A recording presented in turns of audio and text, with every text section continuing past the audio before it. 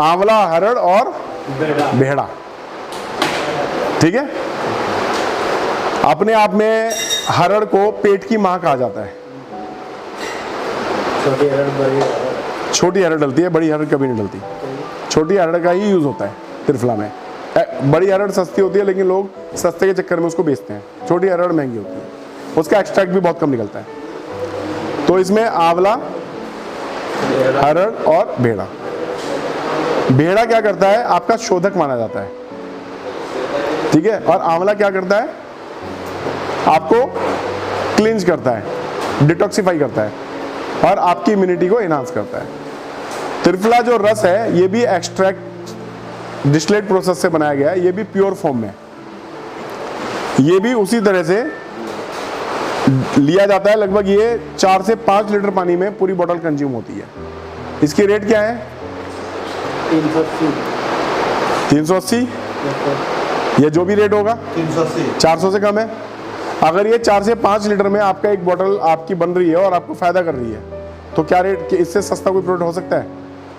इसको पेट के लिए अमृत माना जाता है। शारीरिक संरचना जो भी रिलेटेड है, जो भी जहाँ पे खून जा रहा है, प्रणाली खून की जहाँ भी मैनेज हो रही है, पूरे शरीर में ही है, सेल में भी। ये क्या करता है, शरीर की पूरी गंदगी को खींच के बाहर निकाल देता है।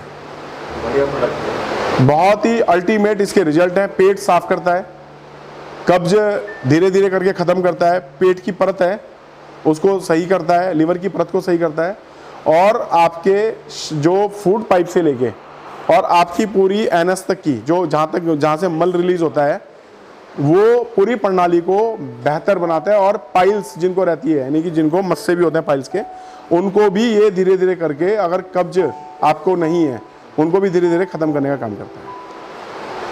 त्रिफला अपने आप में डाइजेशन को बहुत अच्छा इंप्रूव करता है, आपके पाचन तंत्र संस्थान को बहुत अच्छा बनाता है, आपके अग्नाशय के जो भी मैनेजमेंट है, यानी कि आज के टाइम में अग्नाशय क्या है, पैनक्रिया, पैनक्रिया को अग्नाशय बोलते हैं।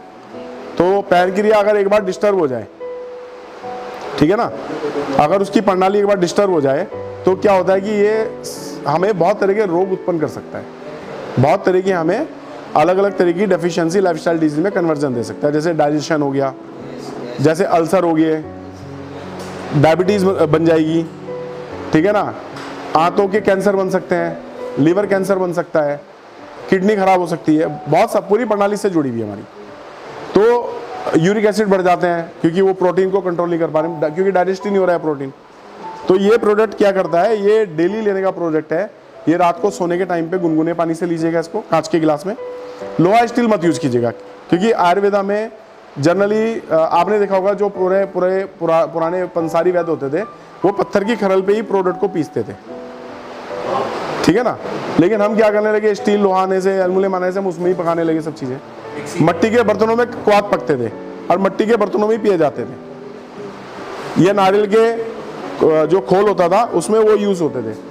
लोहा क्यों नहीं यूज होता था, उसका रीजन था क्योंकि प्रकृति जो है, ये नेचुरल ट्रेस एलिमेंट्स हैं, इसमें नेचुरल मिनरल्स हैं प्रकृति में।